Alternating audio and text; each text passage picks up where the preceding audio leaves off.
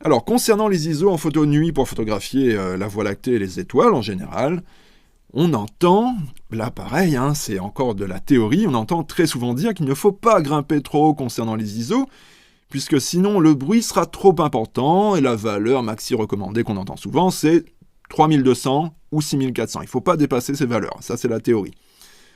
Au-delà, ils nous disent que c'est pas bien. Bon. Moi, honnêtement, quand je lis ça, ça me fait un peu rigoler, puisque je fais régulièrement des photos de Voie lactée à des valeurs ISO très élevées, à 8000, 10 000, voire même des fois 12 800 ISO. Et le résultat, je peux vous le garantir, il est très propre. Mais ce résultat, il est très propre uniquement si on a la bonne méthode de traitement, celle que je vais vous montrer dans un instant. Donc, tout est dans le traitement, dans la retouche, et c'est sûr, on est d'accord, qu'une photo brute à très hauts ISO sera forcément bruitée, ça c'est normal, mais dans un instant on va y revenir et je vais vous montrer qu'il ne faut pas trop se soucier des ISO, et s'il faut grimper les ISO pour rendre la Voie lactée bien visible, eh bien faites-le. La gestion du bruit, elle va pouvoir se faire ensuite, lors du traitement, et vous verrez qu'on peut énormément diminuer le bruit avec la bonne méthode. Donc là, on parle de hauts ISO, et d'ailleurs, ici, mes photos sont faites à 8000 ISO, c'est beaucoup, mais on s'en fiche, vous le verrez dans un instant, que c'est pas si important que ça. Mais avant ça, je vais vous expliquer pourquoi j'ai choisi 8000 ISO, et non pas des valeurs plus basses, ou au contraire, plus élevées, comme 3200, 6400 ISO, ou pourquoi pas un extrême comme 12800 ISO. Alors, à la prise de vue, ce qui importe le plus pour moi, c'est que la Voie lactée soit parfaitement visible, la mieux exposée possible. Et pour ça, sur le terrain, je me base uniquement sur l'histogramme qui est affiché sur l'appareil photo. Concrètement, sur le terrain. Disons que tous les réglages de mon appareil sont faits, ils sont calés, l'ouverture, le temps de pause, etc. Et il me reste donc les ISO à régler, mais là, je ne suis pas encore sûr de la valeur finale que je vais choisir. Donc, je démarre avec un test, à 3200 ISO par exemple.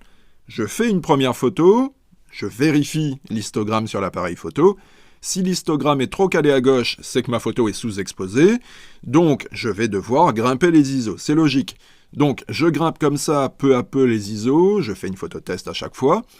Et lorsque j'arrive à une valeur ISO qui me donne grosso modo ce genre d'histogramme, avec les dernières valeurs qui viennent flirter avec l'extrême droite du graphique, eh bien là je m'arrête puisque j'ai trouvé la valeur ISO optimale qui me permet d'avoir ma photo de Voie lactée la mieux exposée possible. Tout ça, c'est logique, vous allez me dire, c'est une question de bon sens de se baser sur l'histogramme pour vérifier si sa photo est bien exposée, on devrait tous le faire.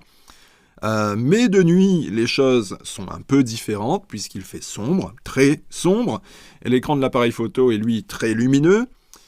On pourrait baisser la luminosité de l'écran, certes, mais ça restera toujours très lumineux, et donc, à cause de l'énorme écart de luminosité qu'il y a entre l'écran de l'appareil photo et l'environnement très sombre, eh bien une photo sous-exposée de Voie lactée pourra nous paraître bien exposée alors que ce n'est pas le cas. Et d'ailleurs, si on regardait l'histogramme, on devinerait clairement que notre photo est sous-exposée.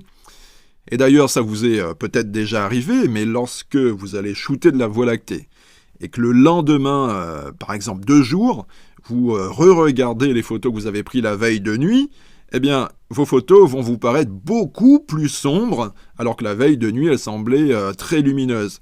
Donc, faites bien attention à ça. Pensez à bien surveiller l'histogramme de vos photos de Voie lactée pour éviter de vous retrouver avec une photo sous-exposée.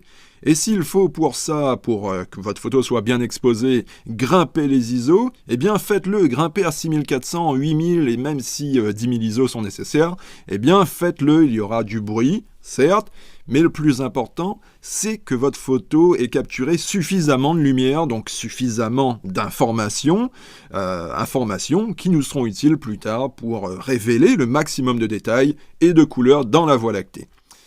La montée du bruit avec de hauts ISO, ce n'est pas un problème, je le répète encore une fois, on va le gérer lors du traitement, et le plus important, j'insiste bien là-dessus, c'est que votre photo de Voie lactée doit être bien exposée dès la prise de vue, si ce n'est même légèrement surexposée dès lors que les hautes lumières ne sont pas cramées, on est d'accord.